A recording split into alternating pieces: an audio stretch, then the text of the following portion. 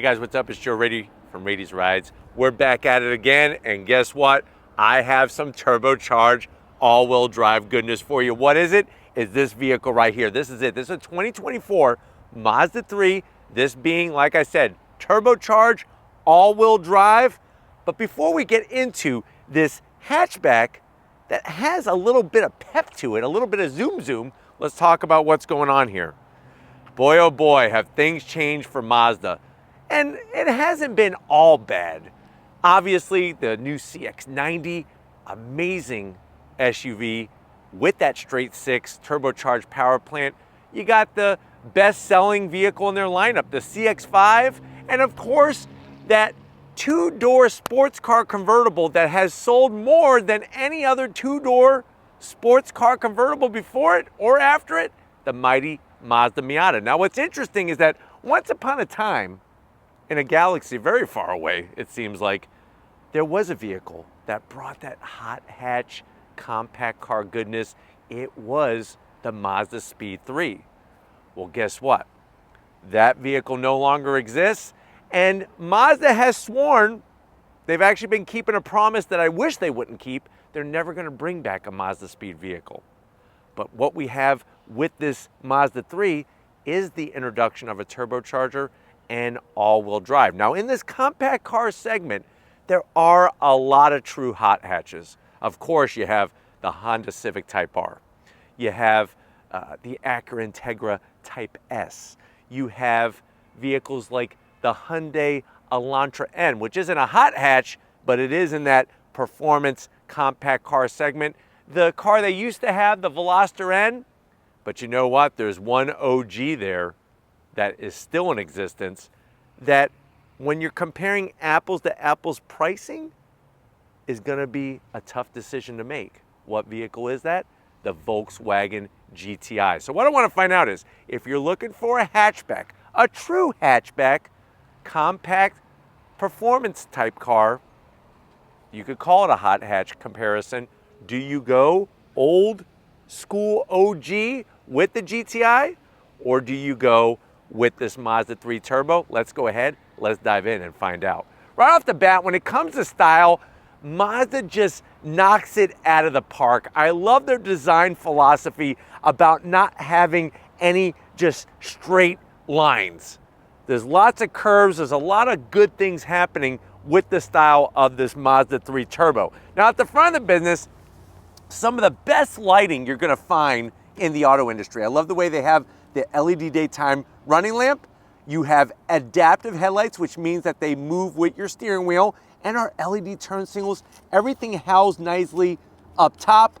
Down below, nothing fake, all nicely painted bodywork. And if you're wondering what color is this, of course, when most people think Mazda, they think of Soul Red, and that's a beautiful color. This is machine metal, and I absolutely love it. With just a little bit of overcast, it gives it a nice overall glow. You'll notice that this has the additional Sport Aero package, so you have this gloss black splitter that as you come across the low slung grille gets more aggressive. Look at how far down that extends, brings lots of cool air. It is a functional piece. You do have your gloss black grille, that Mazda badge, and a forward-facing camera. And one of my favorite parts is I like the way they did the dark chrome finish on your traditional Mazda grille trim that you would find on a lot of other models. It's chrome. Here we have a nice black chrome finish. Now, if you're comparing this to the GTI, GTI doesn't have as much, as I feel, as a sporty appearance. This definitely looks very sleek, very sporty. The Volkswagen GTI does have those little LED fog lamps that look kind of cool, but they do also have some fake vents, which this does not have. So I'm really liking where Mazda starts, of course, at the front, because they really did a great job. And a forward-facing camera. Volkswagen GTI does not have a forward-facing camera. As we rise up, like I said, that low slung nose, very sleek, everything just kind of like water. It just flows towards the A-pillars. When we come around the bend, it's a little bit of a mixed bag, and here's where some of the hot hatchness kind of evaporates. Like, as if I just spilled water on the asphalt during a hot summer day. It's with the wheels and tires. Not so much the style of the wheel. I do like the multi-spoke wheel, nice gloss black paint job on the wheel. It is an 18-inch wheel. A lot of the competition has moved on to 19-inch wheels, but it's still not even the actual diameter, it's the width. This vehicle needs some wider wheels and tires. What we're working with are 215s at all four corners. Now, I know you might be saying to yourself, well, Joe, you did say this has all-wheel drive. First of all, thank you for listening. Second of all, yes, you are correct. It has all-wheel drive. But that doesn't mean that we can't get a little bit wider wheel and tire. Where the GTI is really going to come out on top, because remember, GTI is front-wheel drive. This is all-wheel drive. GTI has a limited slip diff. This does not, anywhere on the vehicle. So another thing to think about, that's a very huge performance hot hatch thing you want to have. Type R has a limited slip diff, Elantra N has a limited slip diff, GTI has a limited slip diff. And if you're wondering and saying to yourself, well, Joe, why are you comparing this to the GTI if it has front wheel drive and this has all-wheel drive? The reason why is for pricing, which we'll get to the pricing once we get inside. But remember, the Golf R, which has all-wheel drive, also has a higher price tag. So we're not going that route. We're going turbo, all-wheel drive 3, Mazda 3, compared to the GTI. But let me know how you feel about this wheel and tire package. Obviously, brakes are going to be smaller than the GTI. They're only 11.6 inches in diameter up front. The GTI actually has the Golf R size brake calipers and rotors, and that gives you that extra performance. So, but remember, like I said, this has all-wheel drive. Let's go ahead and continue. Down the side, you do have that nice gloss black painted mirror cap. Your turn signals, super slim and trim. You do have a standard size sunroof, which is nice. One of the things I do have to zonk is the bright, shiny metalwork. There's so much dark accents on this. Why are we doing bright, shiny metalwork? At least make it dark chrome, and I would go away. But from the side of the vehicle, you definitely have the more sleek appearance compared to the GTI. GTI still has that overall more boxy hot hatch. This is a more modern interpretation of a hatchback. I love it. I think it looks like a bullet, to be honest with you. You do have your color match door handles, and I like the way they did that side sill skirt trim. As it comes towards the rear, it actually flares out, and that is a functional piece. It's there for a reason. Now, when we get to the rear part of the vehicle, this has the optional rear spoiler. So just like the splitter up front, we have this nice large rear spoiler. Has a great kick up to it. This is a functional piece. Very, very sleek and smooth. The only problem is that when you're looking at all this sleek and smoothness and you're inside, there's a large blind spot. So just something to think about is that this rear quarter panel and pillar creates a bit of a blind spot. But if you do, like your driver's ed teacher told you, and move your head and use your mirrors, you should be okay. Taillights, just like the headlights, they look like they're off a freaking Ferrari. And I'm not joking, I'm not exaggerating. They do a great job on the style. The LED lighting looks really great. Of course, we got the turbo badge, because we do have a turbocharged setup in here. You do have an exposed wiper, but the GTI has it as well, so even Stevens on that. See what I did, Steven? Love the way that they hide the button for the hatch release in the Mazda badge itself. We got all-wheel drive. See, I'm not lying, I told you. And then going all the way down, gloss black on the rear bumper area, but the great news is that you have your dual exhaust outlets. Nice stainless steel tips, round opening / cut. I think from the back, like I said, this actually has the sportier appearance than the GTI. But we'll see how they both drive in a little few short moments. But why don't we go ahead, let's pop the hood and talk about power in this Mazda 3. All right, guys, we got the hood popped. Just like the Volkswagen GTI, both vehicles have prop rods, so we're not gonna zonk that. But underneath the hood, semi-tasteful engine cover. Remember, Volkswagen actually had to recall the engine covers on the GTI and the Golf R because of fires that were starting. So Let's think about that for a second. At least this, you know a fire is not going to start underneath the hood, even though maybe it's not the sexiest of engine covers, but we got the Mazda badge, we got that turbo badge. How much power we have?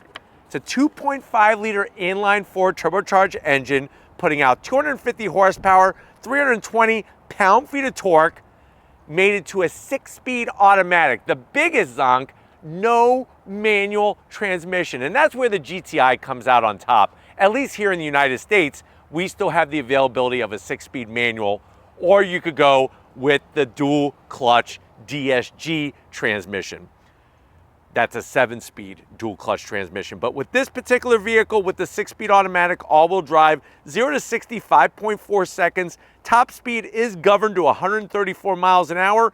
MPGs, 23 in the city, 32 on the highway, and the vehicle weighs right around 3,392 pounds. Now remember, something that Mazda continues to do is bring that driving engagement. So even though this might not be the purest definition of a hot hatch, they definitely focus on those hot hatch attributes that come with handling.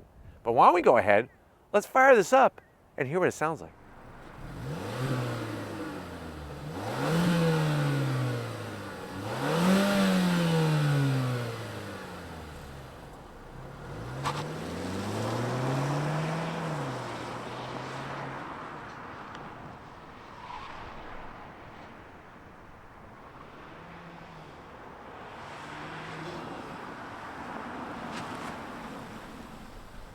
All right, guys, we are inside this machine gray.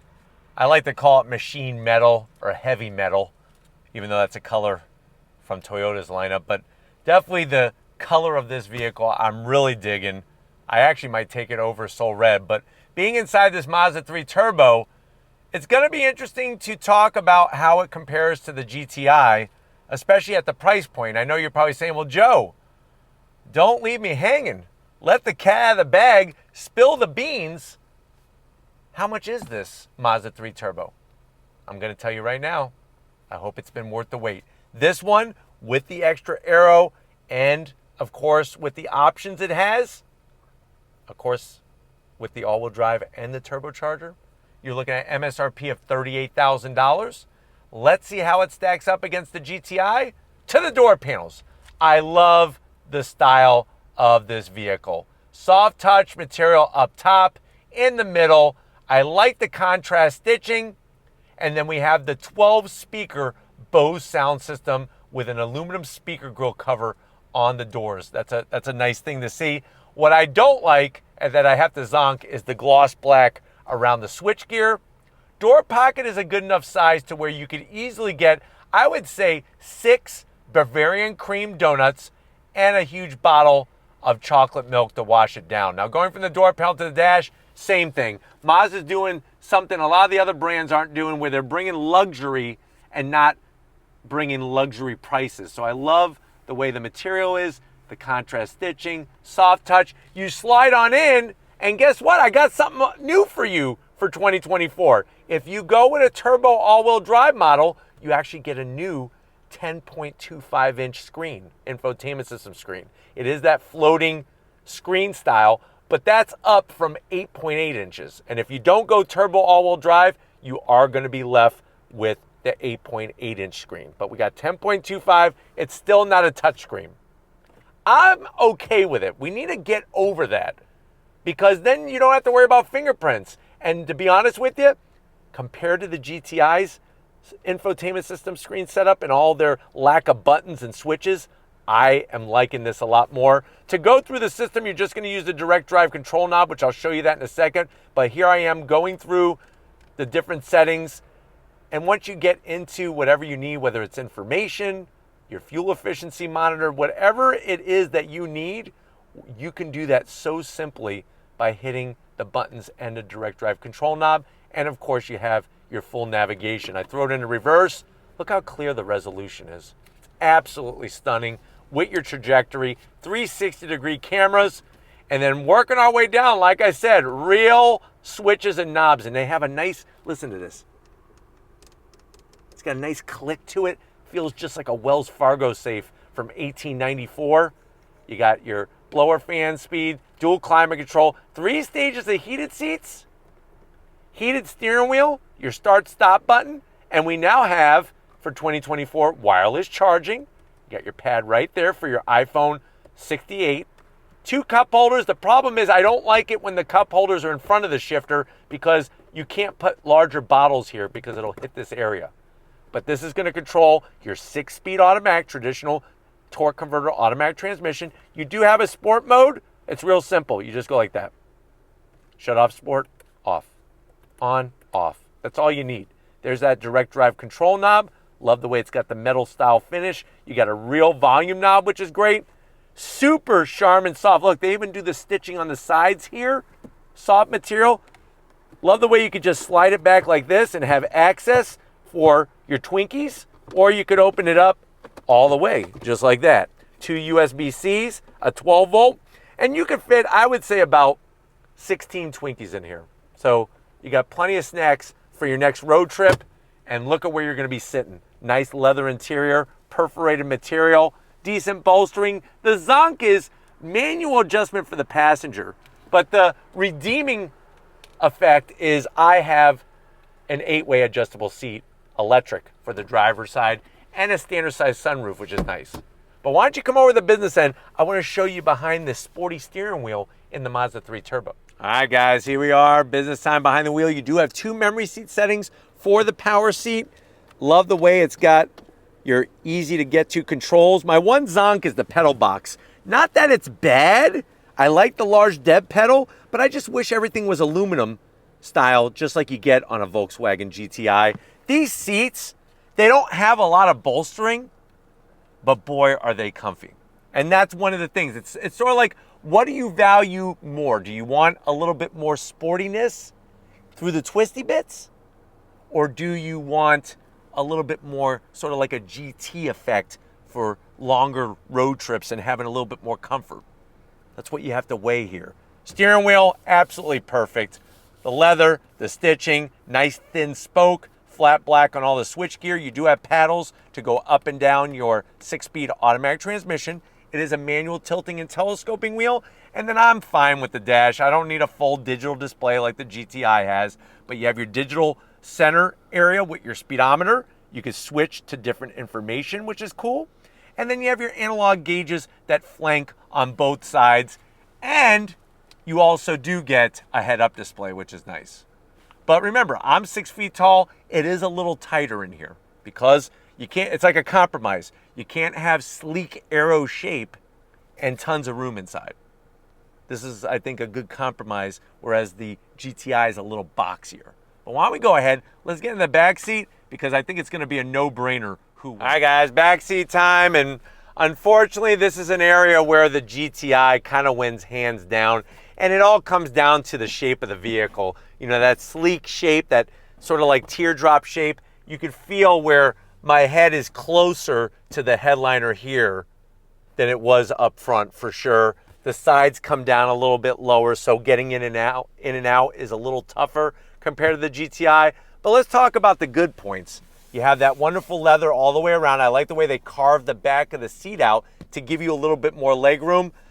The challenge is I don't have anything going on here. No USB-C, no AC vents, so that definitely is gonna be a zonk. I need some kind of connectivity for $38,000. I do have a pocket here, so after my phone dies, I could keep it in here, or if I have a charger, since I can't actually charge, I'll just put the charging cable in there and wait until I get somewhere where they have some chargers or something. But seats are comfy overall, as long as you're not gonna get too claustrophobic back here. Flip this down, semi-soft on the armrest, 2 cup holders, and still that same great seat material. But why don't we go ahead, let's get into the cargo area because I wanna go on throttle in this Mazda 3 Turbo. All right, guys, we are inside this 2024 Mazda 3 Turbo. Right away, what you're gonna notice right off the bat is, like I said, the quality of the materials. Everything in here feels fantastic. Not that the GTI is terrible. Trust me, the GTI has always had that extra level of fit and finish. But where the Mazda 3, for me, comes out on top is I prefer this infotainment system way more. And like I said, using the rotary knob and navigating through the different information, it's a piece of cake once you have your bearings. But why don't we go ahead, let's see how this thing handles. Are you ready? I'm leaving automatic mode, on throttle, here we go. Nice. So really the only thing that's holding back the handling the most is gonna be the tires. And it would be incredible if this thing had like maybe 245s instead of 215s. Hell, I would even accept 235s right now. But 215s, the tires are just way too skinny for this type of platform. Other than that, though, the feedback to the steering wheel is fantastic. Of course, when you put in sport mode, it's going to change how the engine and the transmission behaves with one another. And what I like is when you put in sport mode, just as sport. I don't need a musical song. I don't need a lot of changes to the graphics and the fonts and everything. I mean, that's cool, don't get me wrong, but I am totally fine with what we have here in this Mazda 3 Turbo. But what I'm gonna do is I'm gonna put in a manual shift mode. We're gonna use the paddles. It has a small gear indicator there. On throttle, here we go, second gear. Really gets the power down very effectively and efficiently. And the good news is too, remember, we have 320 pound-feet of torque. Quite a bit out of that 2.5 liter turbocharged engine. But really where this vehicle shines is in the chassis and the steering. Now the big surprise with that is that we no longer have, I know this is crazy to say, a multi-link independent rear suspension in this car. They actually, with this generation, they went back to the torsion beam, which actually gives you worse handling results. But they were able to retune the rest of the chassis and the front suspension to kind of mitigate that as much as possible. I still would prefer a multi-link independent rear suspension. And these are just some of the things where this car just has me scratching my head. It could be such a great hot hatch with the limited slip diffs, with a multi-link independent rear suspension and a manual transmission. Sign me up. It's got plenty of power, it's got plenty of torque, and it's got a great look. But let's go on throttle again. You ready? On throttle, here we go. Engine, like I said, pulls nicely through the rev range. You're not really having to wait for the boost to kick in, which is good. But really where this car shines is on the highway. The seats are so comfy. There is a bit of wind noise, but other than that, it's a very comfortable driving experience that I think you're gonna really, really enjoy over the long haul. You got your blind spot monitoring, your lane keep assist, all those goodies.